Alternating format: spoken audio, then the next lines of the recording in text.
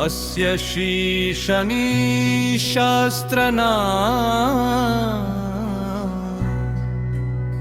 स्तोत्रस्य नारदऋषिः अनुष्टोप्छन्दः शनिदेवता शनिग्रहपीडा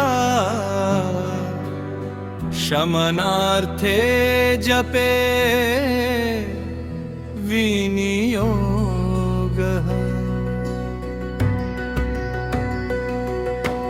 नीलाञ्जनसमाभासं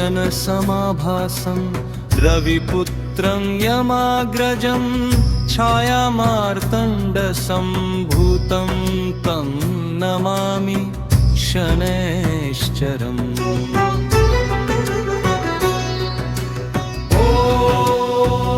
शनि शांत शनैश्चरः शशिनिभः श्यामलोलोचन छाया पुत्रो यम भ्राता भानुपुत्रो महाग्रहः। धूम्रवर्णो महावीरः विक्रान्त क्रूरदर्शनः मन्दगामी प्रसन्नात्मा सर्वकर्मफलप्रदः। सौरिराशौ स्थितः क्रोधिग्रहाणां पतिरव्ययः छायासुतो यमस्खो मन्दः पापहरो हरि। त्रिनेत्रो नीलवपुष शूलहस्तो धनुर्धरः नीलाम्बरधरो देवो गृध्रवाहन संस्थितः।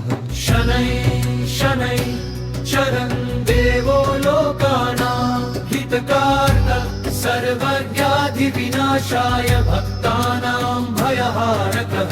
कालदृष्टिर्महातेजा धर्मराजप्रियः सदा न्यायकारी न्यायशीलो दीनबन्धुर्दयानिधि।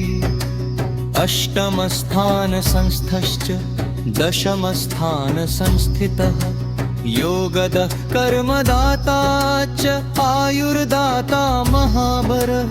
वैराग्यदाता शमनो योगी योगेश्वर प्रियः। साधु संरक्षकः साक्षी कर्मफल विधानकृत। कृष्णवर्णो महाघोरः कालरूपो महाबलः। आपापघ्न पुण्यदाता च भक्तवत्सल एव च।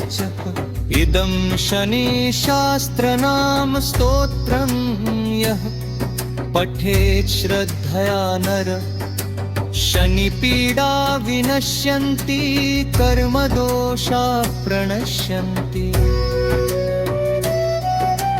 दरिद्रता नश्यति नित्यम् आरोग्यं च विवर्धते। राजभयं न भवेत् तस्य शनिदृष्टिर्न बाधते। शनिवारे विशेषेण सायं प्रातः पठेन्नर स एव पुण्यभाग् भवेत् शनिदेव प्रसन्नकृत। ॐ शनि शनैश्चराय नमः।